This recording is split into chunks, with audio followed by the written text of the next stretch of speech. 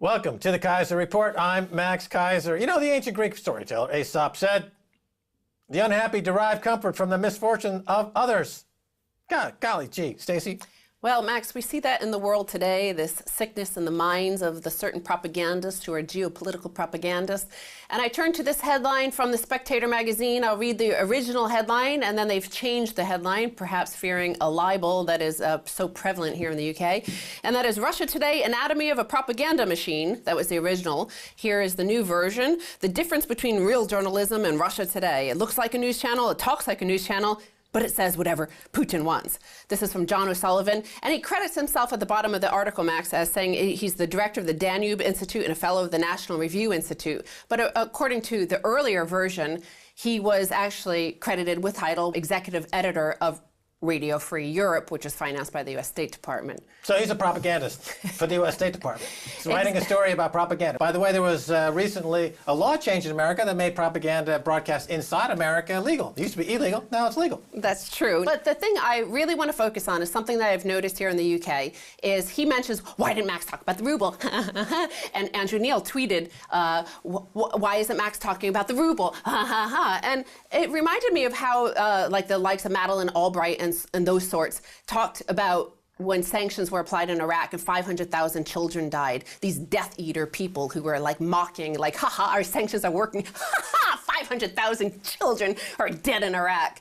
And then they laugh the same when a plane goes down in Iran because sanctions mean that we're not allowed to send them any new parts for their planes. And then they're like, ha, we won. Innocent people fell. So I think that's what they're talking about. But let's look at the ruble. It's down 40%. Oil's down 40%.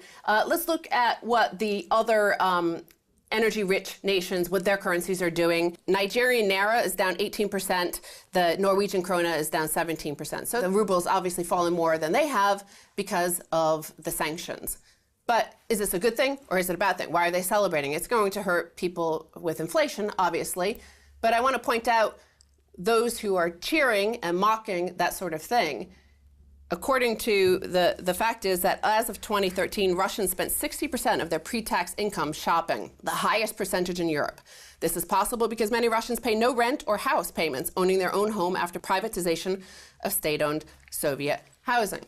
So they're laughing while the #1 consumers in Europe will have inflation domestically. So, why are they laughing? Because Germany will get hurt. Europe is on the brink of a deflationary spiral. You know, there are consequences to all of these things. We're in a globalized world, interconnected.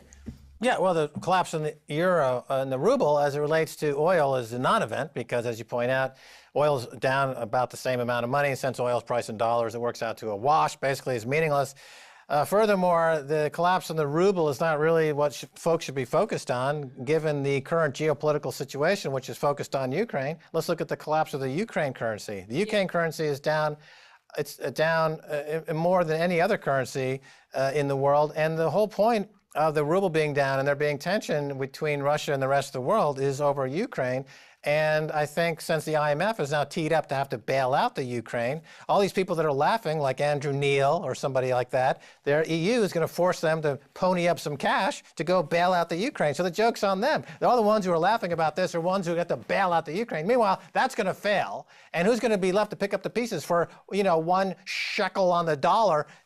Russia, they're going to end up swooping in and picking up Ukraine for a song because of these jackasses in these other countries that think that this geopolitical nonsense as it relates to the ruble has any bearing whatsoever on the dismantling of Ukraine, like Greece. Greece was targeted and destroyed by the Troika and the IMF. So too Ukraine. Who's going to end up with the assets? Gee, I wonder. Well, exactly. We're going to talk a little bit more about the Ukraine because this is what the likes of this John O'Sullivan and Andrew Neil are laughing for. What they want is a currency crisis. But Russia is not even close to a currency crisis because basically a currency crisis is a balance of payments crisis. A balance of payments crisis is not going to happen in Russia because according to the IMF says in order for a nation to avoid a balance of payments crisis, they need 3 months worth of foreign reserves to cover imports. Well, Russia has enough for 1.7 years. Ukraine has enough for 6 weeks, which is why the IMF is there. what does the UK have? Well, the UK has about 11 weeks, i.e. just short of 3 months. So if we were going to laugh at somebody when they're being vulnerable to a currency crisis, it would more likely be here. But we don't laugh at that because the currency crisis would actually hurt the common people. It doesn't hurt the elite. It didn't hurt the elite in 1998 in Russia when they did have a currency crisis because they did have a balance of payments crisis and they did, people did suffer. They also didn't have a strategic reserve, a Commonwealth fund like they do now, which is $400 billion. Similar to Norway and these other countries. So they're totally insulated. Furthermore, the current account balance payment is positive, unlike the UK. Trade balance is positive, unlike the UK. And they've got money in the bank, unlike the UK. And they've got a lot of gold, unlike the UK. So if you're buying either the ruble or the pound going forward, well, I can tell you, I'll bet you right now that a year from now, the pound will be down sharply and the ruble will be up sharply. If you're making a trade, that's the trade to make. Go short pounds, long ruble. You wouldn't want to be shorting ruble down here after the entire world has swamped the Forex market with naked short sales as the ruble then becomes a free-floating currency for the first time. And then meanwhile, the currencies like the pound, which is backed up by 1.6 trillion pounds in debt. Thank you, George Osborne. A huge deficit, 6% of GDP, falling wages, falling everything else. The only way they can get GDP up in this country is by including heroin users and prostitutes. I want to actually go back to history for this 1998 ruble crisis, which was a balance of payments crisis, which was a genuine crisis, which many commentators are hoping, just because the price, the ruble has fallen 40% against the dollar, that they're hoping that something like that happens. But what happened is, of course, Russia bounced back quite rapidly from it. Why? Because of the devaluation effect. So imports became expensive. So their own domestic production increased, right? But the more important thing about the 1998 ruble crisis that has the long-term effects right today, negative impact, the most negative impact was on the global financial system. Because what happened? Long-term capital management. Long-term capital management went bust betting on the ruble. They went broke as a $1 trillion hedge fund. What happened? Alan Greenspan, Robert Rubin, they came in, they intervened in the free markets. Long-term capital management should have just gone bust. They should have just let those dominoes fall. Instead, they intervened, and to this day, ever since that day, when they crashed, we have always had intervention. The Fed always comes in and bails out the bankers. Yeah, the same people that were advising to invest in long-term capital management during the last crisis that went bust and $1 trillion hedge fund went up in smoke are the same people that are saying, oh, the ruble is down, it's going lower, don't buy the ruble. These are the exact same people who made that catastrophic bet at that time. They're making the same stupid argument they are this time. So these are folks that basically they have no understanding whatsoever of the models that they create to try to rip the world off. Remember, long-term capital management was set up to just be a rent-seeking, scalping, money-pilfering scam, which blew up. And now Alan Greenspan at the time lowered interest rates to near 0% to bail out some yacht owners in Greenwich, Connecticut, but making all other savers of the world pay out of their savings account. So that's a great trick because the savers never complained. They never complained, like Martin Wolf of the FT. He would write an editorial like, we should rip off savers. We should keep interest rates low because these people don't deserve any of the income that they've earned. And they've kept that going ever since. And as a result, you've got concentration of wealth in the top 1/10 of 1%, and everyone else has got a pitchfork, a torch, a gun, or they're out in the street and they're saying, wait a minute, this doesn't work, and they're global insurrection against banker occupation. Now, the other thing that when a currency crisis happens is not only during a balance of payments crisis, but it also happens during times of deglobalization. So the period from 1914 to 1945, which was a very tumultuous time of basically the British Empire collapsing and the American Empire rising. We have a similar moment today where China has passed the U.S. in terms of purchasing power parity GDP. So it's passed the U.S. We're in one of these tumultuous times again. And I think these sort of people are actually deglobalizers. They don't want this globalization to happen because they're no longer winning from it. They don't want to. They want to be the winners, and they only want to be the winners. And if not, they want to throw over the table, throw over the game. Because I also, in 1998, when the Russian ruble crisis happened, I was working for a film sales company. What we did was we took Hollywood films and we sold them to territories around the world: Germany, France, Japan, Latin America, Russia. And we had at the time one of the biggest deals ever done with Russia, the newly opened Russia, since the fall of the Soviet Union. And we, here in the UK, had to take a cut, just like we had to take a cut during the Asian financial crisis, just like we had to take a cut when the various Italian governments crashed in the late 90s as well, and the lira was devalued. We took hits here. So, this other side of the Russian trade is Germany. Germany is the one that is holding together this fragile union of the European Union, which is on this, when they're laughing, don't they care about what's happening in Athens and Portugal and Spain? People are being made homeless, riots in the streets there. We're in a situation where the Baltic Dry Index is down 57%. Do you know what that means? That's deglobalization. Trade is stopped. It seems like people don't care about that. Right, Germany is the counterparty. And they're taking all the counterparty risk, specifically in one German bank, Deutsche Bank, which has over $100 trillion in derivatives tied to energy futures and currency swaps that are tied a lot to the Russian ruble. So, yeah, sure, Russian ruble is down, but that means that, A, the Russian economy, which is based on stuff like gold and oil and shopping and real stuff, not paper financialization out of people's fing-fing, when it blows up, then Germany is going to go like a big, fat poltergeist into the nether world because it's based purely on the derivatives of Deutsche Bank. Plus the free markets. I want to say a lot of these people hate the free markets because what's happening is the Central Bank of Russia is not intervening. They spent $100 billion keeping it slowly declining, but they're not intervening anymore. What Timothy Ash of Standard Chartered says, the total absence of the CBR is interesting since they more or less moved to a free float. The CBR now seems to be defending their FX reserves like a troll on the bridge, said Timothy Ash in a note to clients. Now, BNE.EU says of this, that was the point of freeing the ruble. It allows the Russian economy to absorb shocks more effectively, and oil falling $10 in a week counts as a big shock. That's an automatic stabilizer. Your currency devalues. What happens? Well, as a result, because of the fall of the ruble, industrial production jumped by 5% in October. We also saw agricultural production jump by 16.6%. Right, in 5 years' time, there's going to be a new competitor in the aerospace market. Right now, it's a duopoly. You've got Boeing and Airbus. Well, Russia already produces the best jets in the world. We know that. They can get into commercial airlines and compete with these multi-billion-dollar contracts within 5 years, which is going to be helped by this lowering of the ruble. And the same Timothy Ash of Standard Chartered Bank says of the Ukraine is currently in a pretty critical condition and desperately in need of IMF's life support. So if we were going to laugh at somebody and their misery about a ruble or currency crisis, it would be that. But we don't laugh at people like that, and this is what the Death Eaters in the mainstream media, they want to laugh at that. The fact that we don't means we should be pointed at and vilified. Yeah, Andrew Neil just likes to blow money out the window for nothing because that's not very economically sound, is Andrew Neil. All right, Stacey, thanks so much for being on the Keiser Report. Stay tuned for the second half. A whole lot more.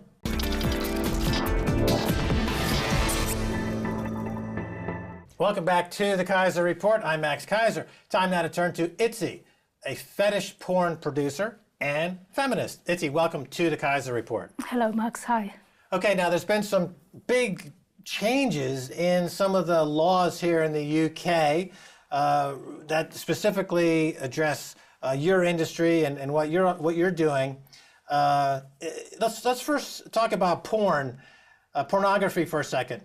It's one of the biggest businesses in the world, and where we actually see a lot of innovation, in fact, over the years, in terms of technologies and payment systems. Going back even to the beginning of the VCR, with the people were interested in pornography, and then they graduated to proper films and things like this. And That's the right.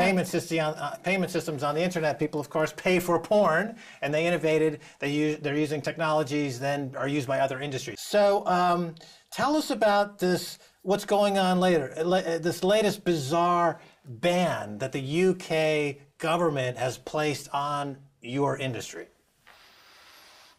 Right, the ban. I think the ban is, first of all, is just a way of deflecting. I think that pornography is, as has been said before by people like Miles Jackman, obscenity lawyer, is the canary in the coal mine in censorship. I think that porn is just an excuse for the state to introduce a state censorship.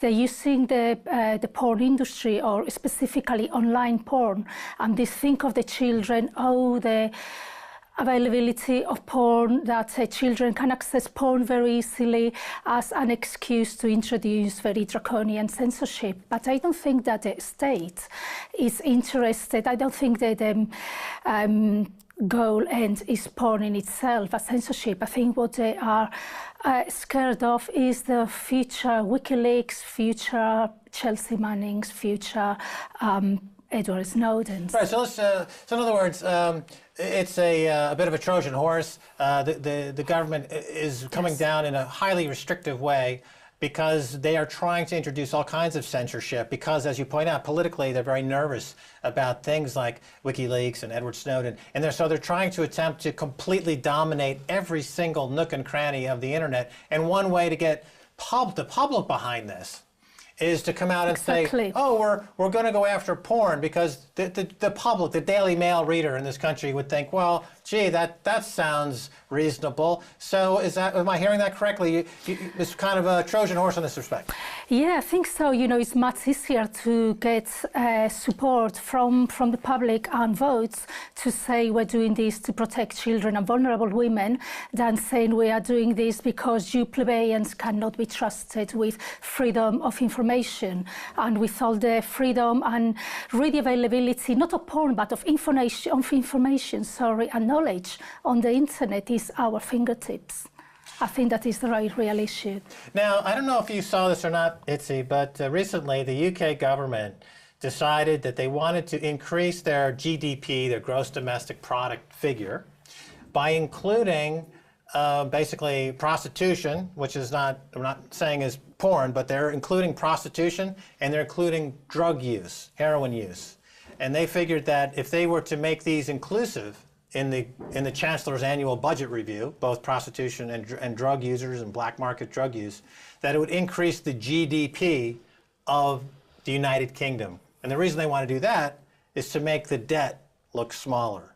So here on one hand, they're saying, let's include porn to make our economy look better. But at the same time, they're putting on censorship against porn to serve whose agenda, we're not sure. It seems like they're conflicted in their mind in a lot of ways. They don't really know what they're doing. Your thoughts? Well, as I said earlier, they know very well what they are doing. They're just not telling us the truth. But what you mentioned about porn and, you know, the volume of money it moves, I suppose that the government was referring to, let's call it the mainstream porn industry. I am a bit wary of using mainstream versus independent porn, but there are both exist and everything else in between.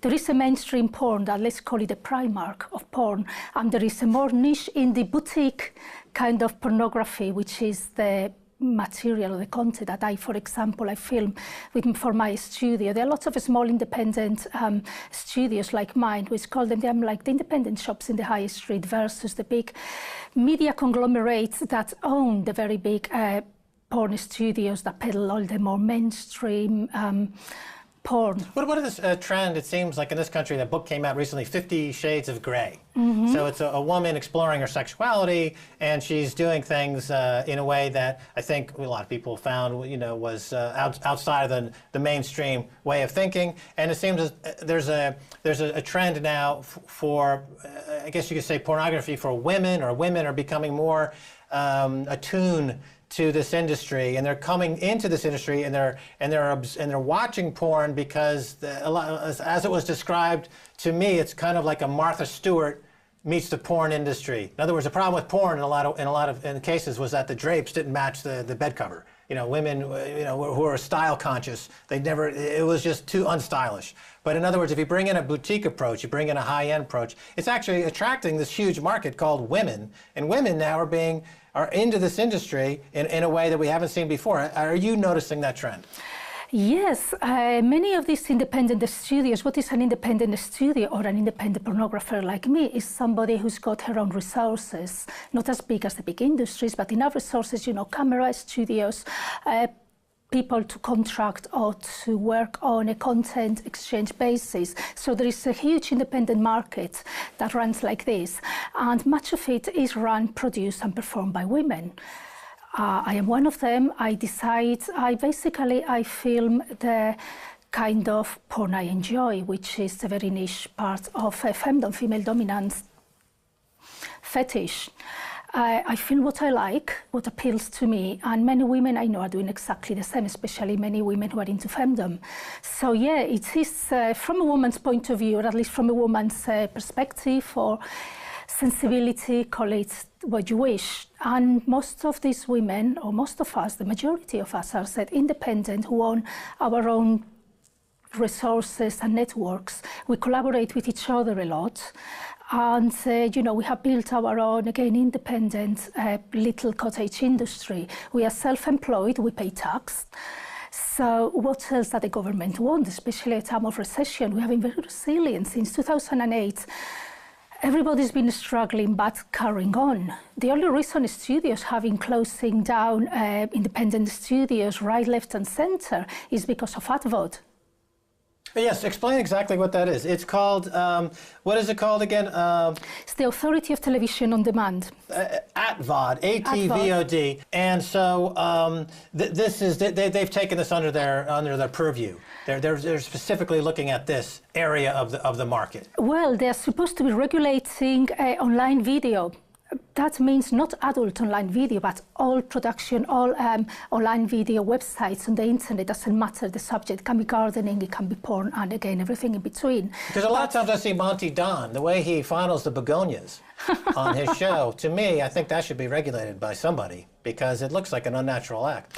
Maybe some Daily Mail readers find I mean, Mary Berry, when she's making a pie, and she sticks her hands right in the crust, and those berries, those blueberries.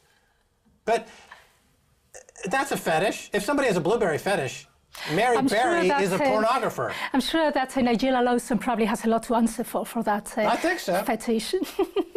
Well, I mean, in other words, this definition of what is pornography is a very nebulous, not terribly well-defined definition, so to speak. But so again, it gets to the point where this is just a blanket censorship initiative that is targeting porn, because this silly people who read the Daily Mail are going to agree with this because they, another thing in this country. Because they think they're protecting the children. Meanwhile, they're seeing, it opens us up to an enormous hypocrisy, because in Westminster, they're now involved in an enormous scandal where the establishment, going back to Thatcher's day, are involved in extraordinarily aberrant behavior involving minors and murder.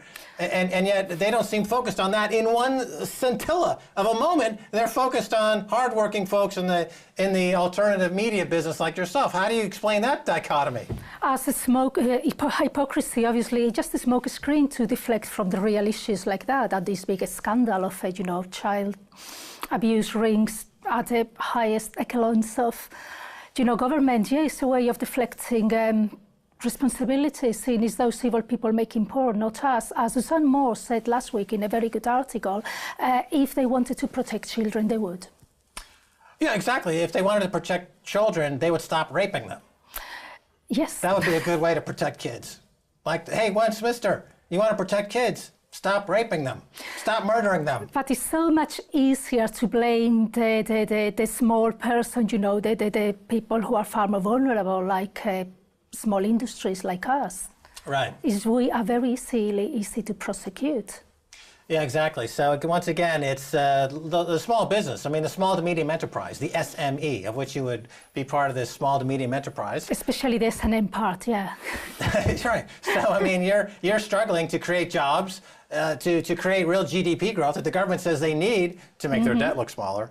And here you are being prosecuted because you're fulfilling the need of, because the government has completely failed to protect its citizens. They're obviously kowtowing to foreign governments to supply them intelligence to make it easier for them to make money by ripping people off by privatization schemes that don't work. It has nothing to do with really voyeuristic It has nothing to do with porn. It has nothing to do with banning face-sitting, spanking, or female ejaculation, which is probably one of the most bizarre bans ever. It's right, again, so female ejaculation, for example, in the movie When Harry Met Sally, the star of the film simulates an ejaculation on the film, so that now under the new UK law would be completely banned. You can't watch When Harry Met Sally anymore because the woman is, whether it's fake or real, still, she's engaging in a female ejaculation. Therefore, it's completely banned according to the new rule by ATVOD, which has nothing better to do than to look at When Harry Met Sally and to ban that film, correct? Yeah, and the BBFC, who are behind it too, behind all this legislation. So maybe they will have to cut that bit now. Right, so it's just like 1984. So they're just going to go through every single film and with any scene that seems at all questionable at all, cut it, goes down the memory hole, and all we left are scenes of Tom Hanks, playing with his Facebook account. Or in that, with the old days, what was it? It was something else. Oh, America Online. That was the old days. Yes, there's Tom Hanks, America. Well, anyway, it's outrageous duplicity. We've got to go. Thanks so much for being on the Keiser Report. You're very welcome. Thank you very much. All right, and that's going to do it for this edition of the Keiser Report with me, Max Keiser, and Stacey Herbert. I'd like to thank our guest, Itziko Ko. Itziko Ko. If you'd like to get in touch, tweet us. I was going to say touch us. Where's my mind? Yes, tweet us at Keiser Report. Until next time, bye, y'all.